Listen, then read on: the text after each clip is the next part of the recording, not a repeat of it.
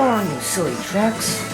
Percy was having a trying time. The trucks were giving him plenty of nonsense.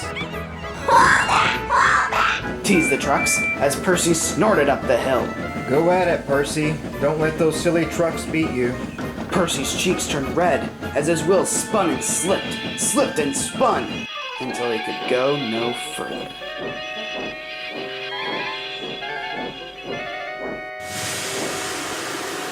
Bother. I'll call for help. The trucks giggled with triumph. When engines are having trouble, sometimes a banker is called. A banker is an engine that helps push other engines when their loads are too heavy.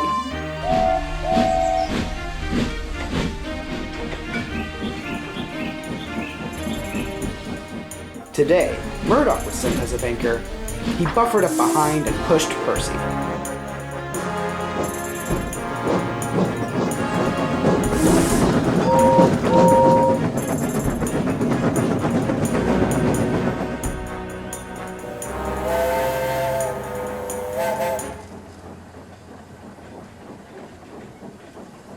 Murdoch, you are a strong engine. Yes, I am very strong. Then tell me why you would push Percy up my hill. Goodness, Gordon. I didn't know you wanted to give up your express and take a permanent career as a banker. Big, strong, tender engines like us don't waste our talents pushing engines up hills, let alone tank engines. That's a small engine's job. Oh, is that why I'm here? To push you up hills? I don't need help going up hills. What's got him so steamed up? He's just embarrassed to think about a bigger and stronger engine than him pushing up his own hill. To think of an engine intimidated by me. It was bank holiday season time again. That meant more passengers and extra coaches, especially for the express, making it much heavier. Gordon struggled to get his train over his hill, but he wouldn't let himself get stuck. He pulled and tugged with all of his strength, but the strain was taking its toll on the big blue engine. A few days later, Sir Topham Hatt had a special job for Gordon. This has been one of the best bank holidays we've had.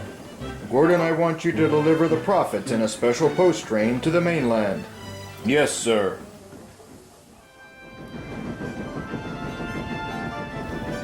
Soon Gordon was speeding down the line with his train in tow.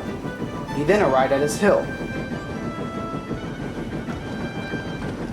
As he began to ascend the slope, the heavy train began to tug on his coupling, threatening to hold him back. No, you don't, he said, and pulled even harder. Steady, Gordon, warned his driver, as Gordon vigorously continued on, but the strain on his coupling grew stronger. I'll show them I don't need help up hills. At last, Gordon reached the crest. I knew I could do it. No sooner was he coasting down the other side when there was a terrible noise, bringing Gordon to a standstill. What happened?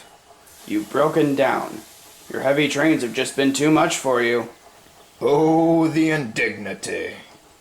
Gordon's driver went for help. Gordon was upset. He knew Edward would be sent to help.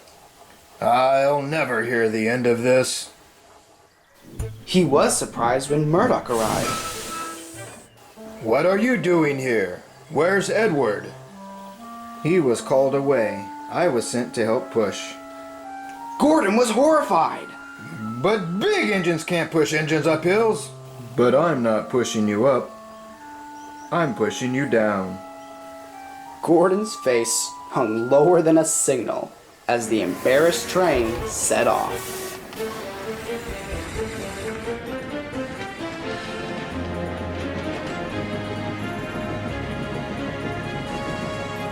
As they went down the line, other engines passed by, whistling and laughing. Gordon had never felt so disgraced. You've had a trying day, Gordon. Once you've been repaired, you will have a much-needed rest. Thank you, sir. Sir Topham Hatt then turned to Murdoch. As for you, Murdoch, today you've proven to me how quick you are at taking the initiative. You are a credit to my railway. Thank you, sir. Hooray for Murdoch the banker! You have the railway's finances. So, Gordon, can big engines be bankers now? Gordon said nothing. He was too proud to admit it, but Murdoch could see all too well. When Gordon returned back to work, the other engines teased him, but there was no more talk about big engines as bankers.